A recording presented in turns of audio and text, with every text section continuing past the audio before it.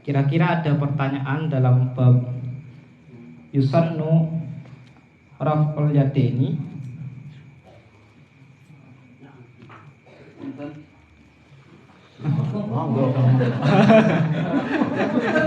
Akhir. Nah, Amerika. Lepet dong.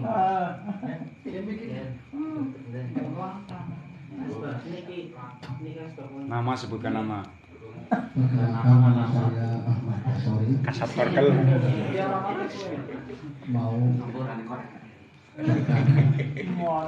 tapi ketika sami Allah beriman hamidah, kan ada apa ya, takbir, kemudian mengangkat tangan, kemudian di atas pusat di bawah Tidak. dada, itu hukumnya wajib atau sunnah? Itu saja. Di sini diterangkan ya, di dalam kitab Safinah, hukumnya itu masih sunnah ya, tidak wajib. Jadi apabila ditaruh di samping ya, di samping juga nggak apa-apa. Nah, kenapa ditaruh di sini ya? Karena untuk ikhtiyat, ketika takbir atau sami Allahu liman hamidah, ketika ditaruh di samping ditakutkan itu bergerak. Nah, sedangkan apabila bergerak lebih daripada 2 kali secara berturut-turut itu bisa membatalkan sholat. Jadi di dalam Safinah itu dianjurkan untuk ditaruh di bawah dada. Ketika ditaruh di sini kan otomatis tidak bisa bergerak. Nah, seperti itu. Hanya sunnah saja. Jadi apabila ditaruh di samping juga nggak apa-apa. Nah, seperti itu. Kira-kira monten kekirangan. Cukup nggih. Jadi sunnah. Nggih.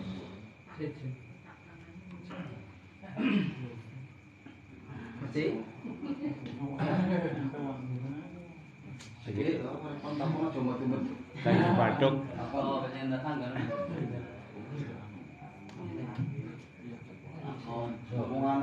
Narasumbernya Di luar ada halaman mah.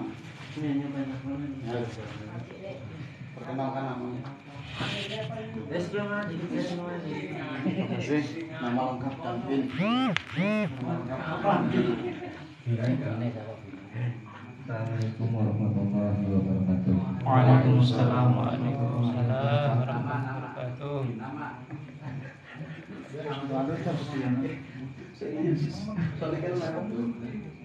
Perkenalkan, nama saya Abdul Hamid Hidayat,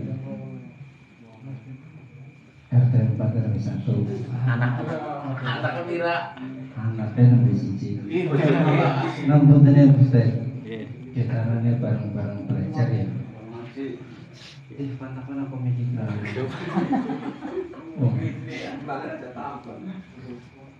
Ketika ada makmum masbuk ya, terus datangnya kan pas waktu tasyahud awal. Datangnya pas awal. Iya, kan langsung duduk ya. Iya. Nggih. Terus si makmum itu disunahkan nanti mengangkat kedua tangannya apa enggak ketika berdiri dari tasyahud awal. Matur suwun. Assalamualaikum warahmatullahi wabarakatuh. Waalaikumsalam warahmatullahi wabarakatuh. Ada pertanyaan ya? Pertanyaan gampang tapi cukup rumit. Ada makmum masbuk ya. Terus datang ketika imam sedang melaksanakan tasyahud awal. Apakah makmum tersebut disunahkan ya untuk mengangkat kedua tangannya ya, atau tidak ya. Kalau kita melihat daripada keterangan di sini ya, intinya apabila dia melaksanakan tasyahud awal ya, entah beliau ini sholat sendirian ya, ataupun dia melakukan sholat dengan keadaan makmum masbuk yang tertinggal rokaatnya ya. Apabila melihat keterangan ini, intinya apabila dia dalam keadaan melaksanakan tasyahud awal, maka disunahkan untuk mengangkat kedua tangannya. Bangun ketika selesai tasyahud awal ya, yaitu disunahkan untuk mengangkat kedua tangannya. Kenapa? Karena seorang makmum itu ikut pada imamnya.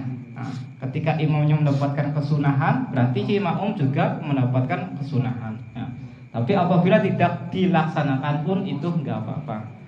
Tapi untuk keterangan yang lebih lengkap, coba nanti saya cari. Tapi ketika melihat keterangan di sini, intinya apabila seorang sedang melaksanakan sholat, nah, terus dia itu bangun daripada tahiyat awalnya, itu disunahkan mengangkat kedua tangan seperti itu.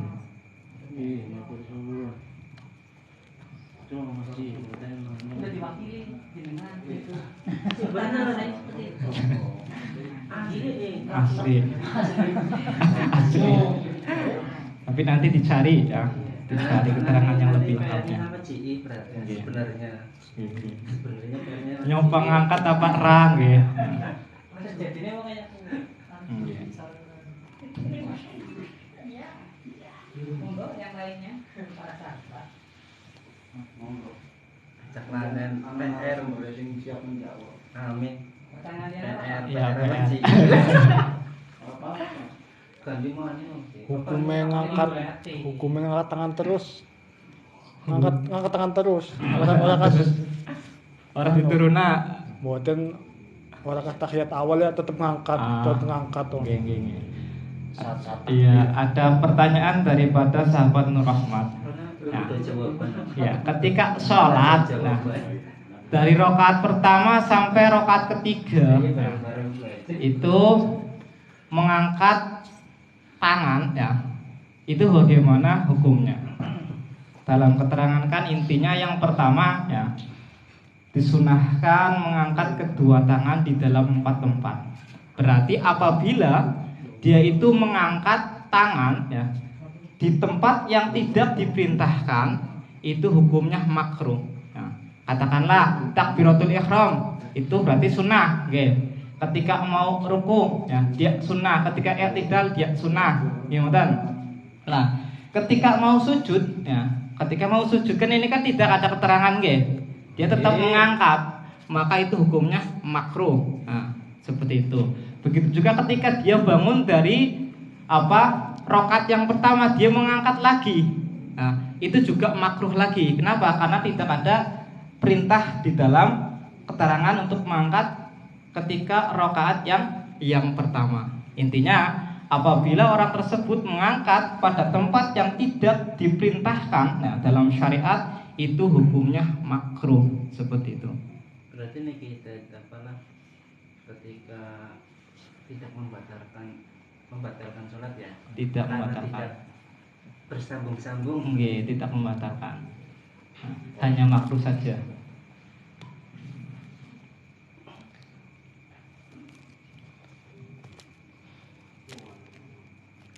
Yo, Kayak tenang teman. Paham apa yang biasa sholat, masa paham biasa sholat ya paham. Kayaknya nih ambil kayak nih ya. Yo.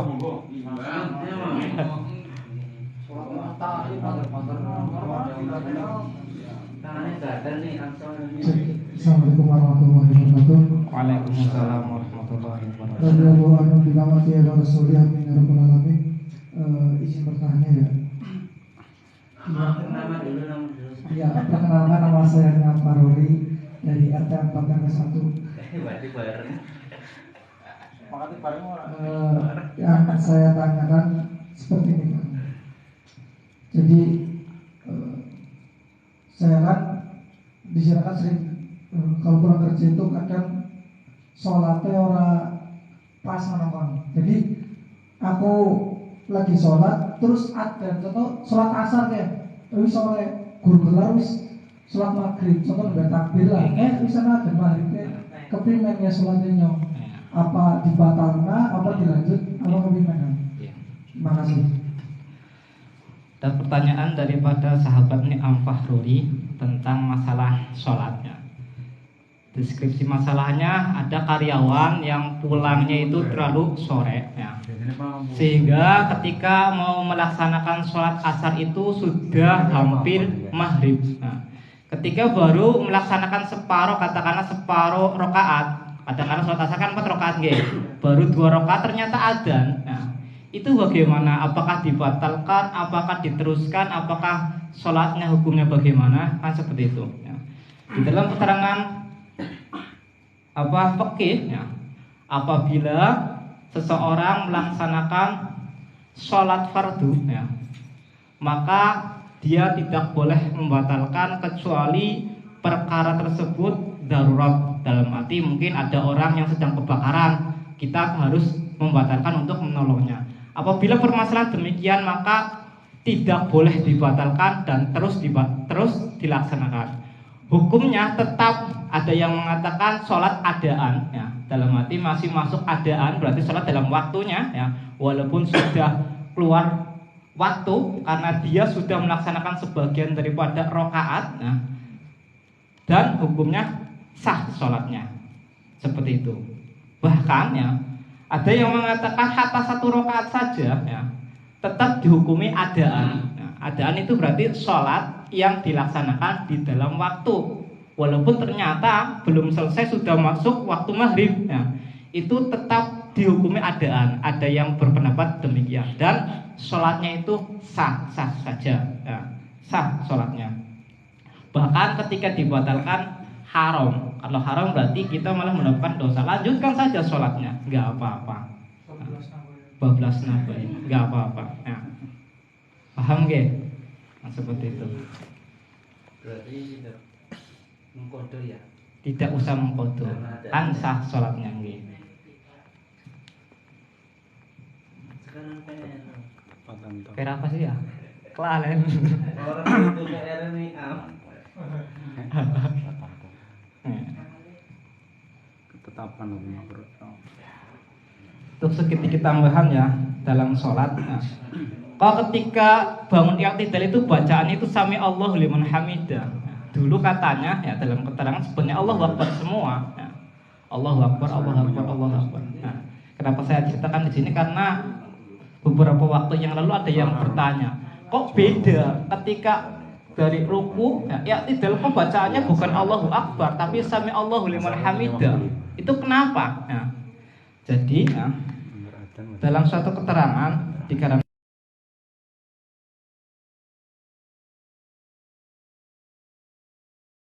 ya, keterangan katanya itu sholat subuh. Nah, akan tetapi ketika sahabat Ali mau datang ke masjid, di depannya itu ada orang yang tua renta, sehingga berjalannya itu lama sekali. Nah, sahabat Ali adalah sahabat babul ilmi, ya. Pintunya ilmu, di mana beliau sangat menjunjung tata krama, tidak mau berjalan di depan orang tua tersebut. Dimit ngarep murine wong tua mau. Nah, itu suat temen kayak orang juga. Salatnya subuh waktunya singkat lah. Dimit lah barang wis tekan ngarepe masjid, ternyata wong tua mau bantas boleh kudu wong Islam. Kudu wong Islam lah. Akhirnya mlebet masjid, sahabat Ali langsung ngucapna alhamdulillah. Lah tengeriku dalam keterangan bahwasanya Nabi Muhammad niku gegeret ditekan karo malaikat Jibril agar tidak bangun menunggu sahabat Ali, sehingga didengar ada ucapan alhamdulillahirabbil alamin, maka Nabi Muhammad mendapatkan wahyu mengganti yang tadinya Allahu Akbar menjadi sami Allahu liman hamidah. Sami'a, moga-moga Allah mendengar, sami Allahu. Nah, liman hamidah, mudah-mudahan Allah mendengar orang yang memujinya. Ya. Sami Allahu liman hamidah, mudah-mudahan Allah mendengarkan orang yang memujinya. Memuji apa? Nah, sahabat Ali kan tadi mengucapkan alhamdulillahirabbil alamin. Yang tadinya Allahu Akbar menjadi sami Allahu liman hamidah. Mudah-mudahan Allah mendengarkan orang yang sedang memujinya. Nah, sehingga sahabat Ali itu mendapatkan 1 rakaat daripada sholat subuh. Nah, kan ketika barang ruku dengan imam, maka kan dihitung rakaatnya 1. Kenapa? Karena Fatihahnya itu sudah ditanggung oleh imam. Apabila makmumnya masbuk, jelas tadi makmum masbuk. Nah, seperti itu. Dirubah tadinya Allahu Akbar jadi sami Allahu liman hamidah. Nah, Itu cerita digantinya takbiratul i'tidal yang tadinya Allahu Akbar menjadi sami Allahu liman hamidah. Nah, itu sedikit barangkali nanti ada yang ditanya di tengah jalan ya. Itu jawabannya. Kira-kira cekap nggih? Kalau Ustaz.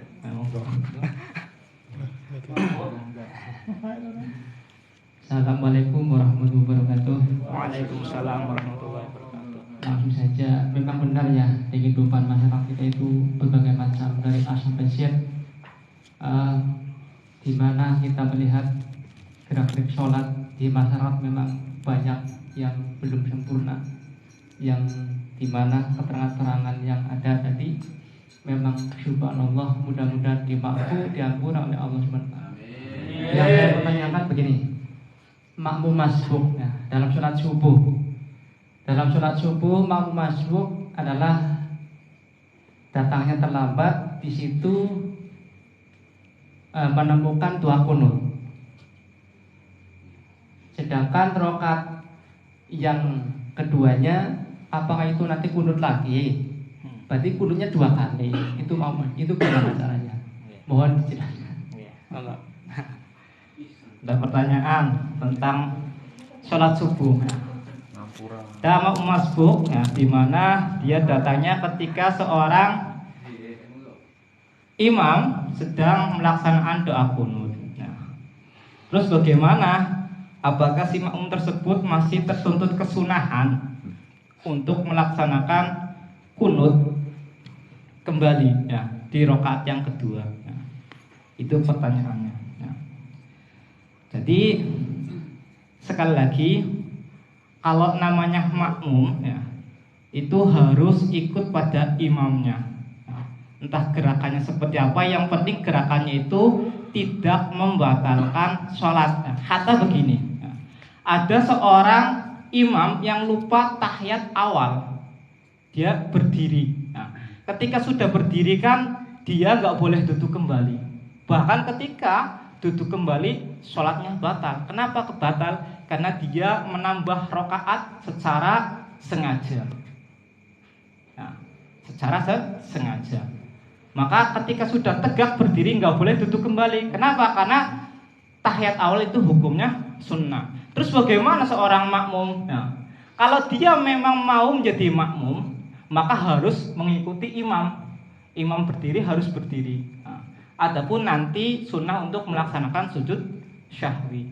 Apabila dia memaksakan tidak mau berdiri, aku bang tahiyat bae lah, bang tahiyat bae, malah ketika menjadi makmumnya bisa batal, harus mufarokoh atau memisah daripada imam. Harus silakan kamu sholat sendirian, tapi nggak jadi makmum lagi. Ya. Yang namanya makmum harus ikut pada imamnya. Adapun ini permasalahannya sholat subuh. Nah, sholat subuh si imam lagi kunut. Nah, aku orang susah kunut bae apa? Seperti itu. Orang nyepang kunut maneh kan ngoten ya. Tetap di sini namanya makmum ya, itu harus mengikuti imam. Nah, sama kan juntrung bae langsung ruku sujud lah, makmumnya banyak pengantuk maning kan. Mboten ya. Tetap di sini seorang makmum walaupun yang rakaat pertamanya ya, dikarenakan masbuk hanya menemukan pada ketika si imam sedang kunut, ketika rakaat kedua dia masih tertuntut kesunahan ya, tetap sunnah untuk melaksanakan doa kunut ya. Tetap mendapat kesunahan untuk melaksanakan doa kunut. Bahkan apabila dia tidak melaksanakan kunut syahwi ya. Kunut sendiri ya. Kira-kira bisa dipahami Ustaz ya? Mau enggak? Oke. Wow, sahabat roh. Ada nyambung, boleh nyambung. Sini ya Pak ya. Tentang lupa. Tentang lupa.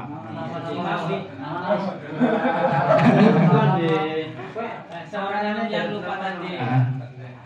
Berarti makmum tidak usah memberi isyarat. Oke. Iya. Iya, begini. Soalnya kalau Ya. memberi isyarat kan berarti apa ya? Ya. Tahu itu mungkin dibenarkan.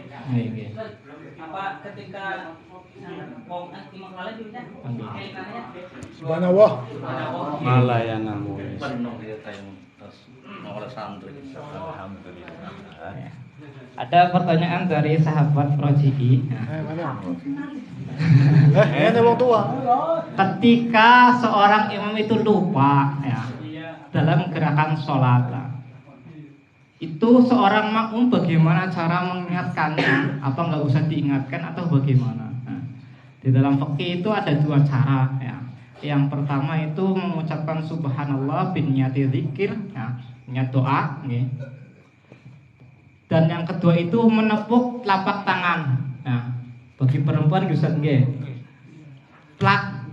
Tapi aja keprok batal nggih. Sekiranya tidak lebih dari 2 kali gerakan. Prok. Nah, mengingatkan imam. Nah, atau mengucapkan subhanallah bin niyati dzikir atau doa. Nah, itu cara mengingatkan. Tapi kan terkadang si imam itu tidak dengar. Nah, tidak dengar, katakanlah tadi seorang imam yang seharusnya tahiyat awal mau berdiri, pas mau berdiri kita mengingatkan subhanallah bin niyati dzikir nggih ya. Subhanallah.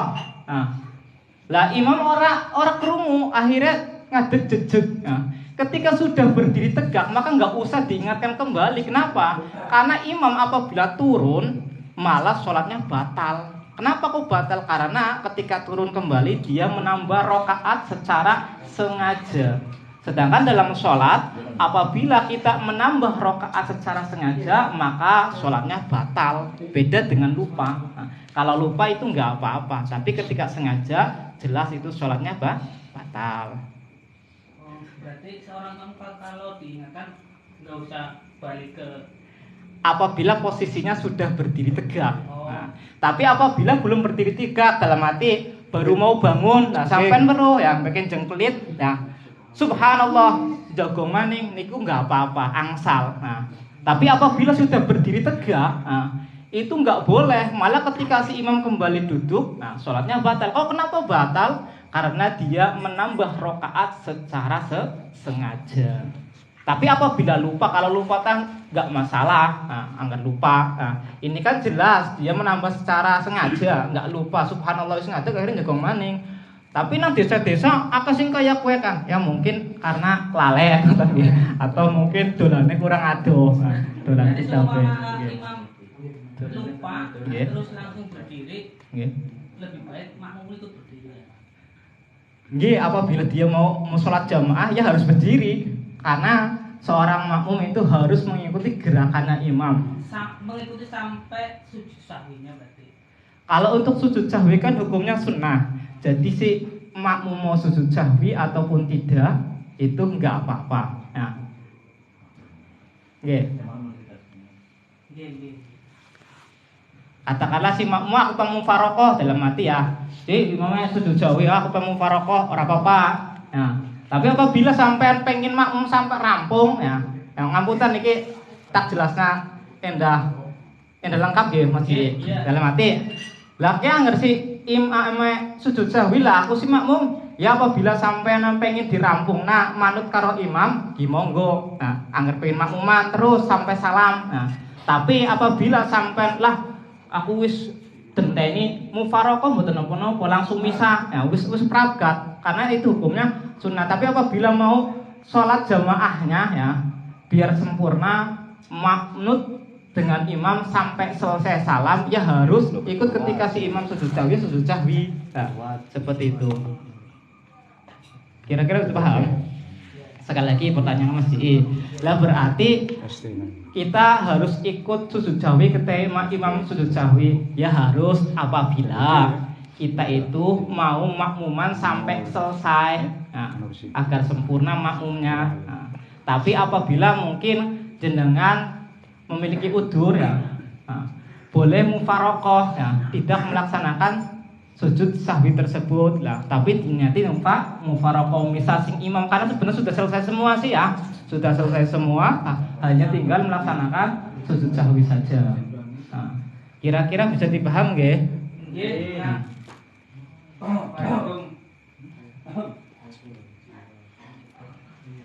Jawab nanti. Jawab pencakokan. Bertanya. Jangan lu bertanya. Tangan duit biasanya. Sesat di lapangan.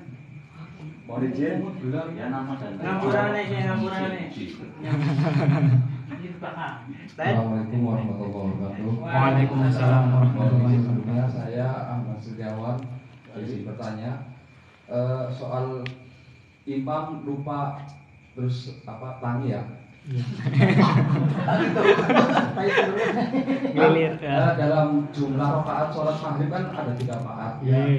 Semisalkan kita jamaah, terus imamnya lupa pas waktu tahiyat kedua terakhir ikannya tuh tahiyat awal bangun lagi. Pas bangun kan si imam kan bangun, berarti kita sebagai makmum ikutan bangun atau gimana? Kalau kok misalkan ikut bangun terus imam kan berarti kan menambah rakaat kan, berarti kan yang tadinya 3 rakaat jadi 4 rakaat. Siap. Ada pertanyaan dari sahabat Ahmad Setiawan ya. Deskripsi masalahnya begini. Ada orang sedang melaksanakan sholat jamaah maghrib ya. Ketika tahiyat akhir ternyata si imam berdiri kembali. Terus bagaimana kita sebagai makmumnya? Apa ikut berdiri? Kan kita seorang makmum. Atau bagaimana ini permasalahannya seperti itu? Jadi jawaban seperti ini Mas Awan Setiawan ya. Kita ya, memiliki 2 pilihan ya. Pertama, jelas kita mengingatkan, subhanallah, ternyata si imam merangkrungu. Nah, anggar permasalahan demikian, si imam wajib hukumnya untuk duduk kembali apabila tahu ya. Tapi imam kan lupa, orang ngerti-ngertina rakaat nomor 3 ya imam lanjut yo. Nah, permasalahannya kita seorang makmum itu bagaimana? Kita kan nggak lupa, kita sadar. Maka apabila seorang makmum mengikuti imam tersebut, malah makmumnya sholatnya batal. Kenapa kok batal? Karena kita seorang makmum itu menambah rakaat maghrib secara sengaja yang tadinya 3 menjadi 4 rakaat. Lah imam sih bagaimana? Kalau imam itu kan lupa. Kalau lupa itu dimakfu. Nah, nggak apa-apa, sholatnya tetap sah. Terus bagaimana kita caranya? Maka ada 2 pilihan.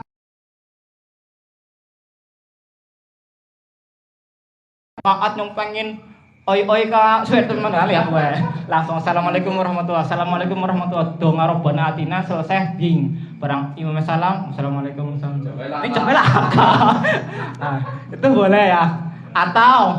Atau menunggu imam sampai selesai ya. Dalam arti ngenteni si imam tahiyat akhir ya, sampai imam salam baru jenengan salam. Lah kesuwen Kang. Membalikannya sholat terahusul. Kalau begitu ya boleh untuk mufaraqah atau memisah dari imam. Itu kalau tahiyat terakhir. Apabila tahiyatnya terakhir. Nah, kalau di pertengahan ikut saja. Atau mufaraqah. Nah, mufaraqah jumlah cemprakat wing.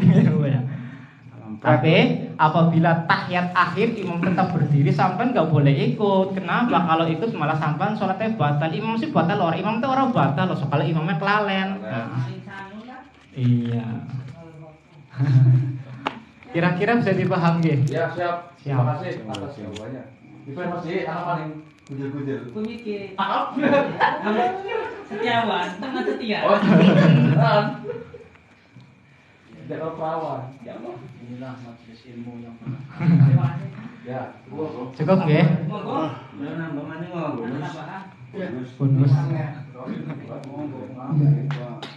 Cinta korban. Niki kan samyawa mananggikan ala sejarah ya. Nggih. Disik menawa. Lah, kula mikir juga kan. Bisane nang tahiyat ke sing disebutke wali ali sing entok ora sing liyane. Iya. Muhammad Rawali Ali. Nah, ala Musa, ala Harun dan sebagainya. Terus pertanyaan kedua, sebenarnya ditetapkan pertama kali ada hukum-hukum kayak gitu sejak kapan sih? Ya kan contoh kan ini kan disebut lah saya Ibrahim lah. Sadurunge Nabi Ibrahim ki soalnya yang prima berarti kan gitu kan. Berarti kan yang anak pertanyaan lagi loh kan. Ki sebenarnya hukum-hukum ini ki ditetapkan pertama kali ki sejak kapan? Saya rubah berarti Isra. Terima kasih. Iya.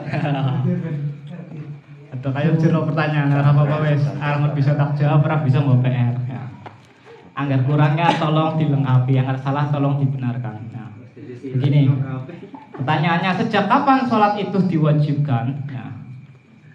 Pertama, jelas pada bulan Rajab. Ya.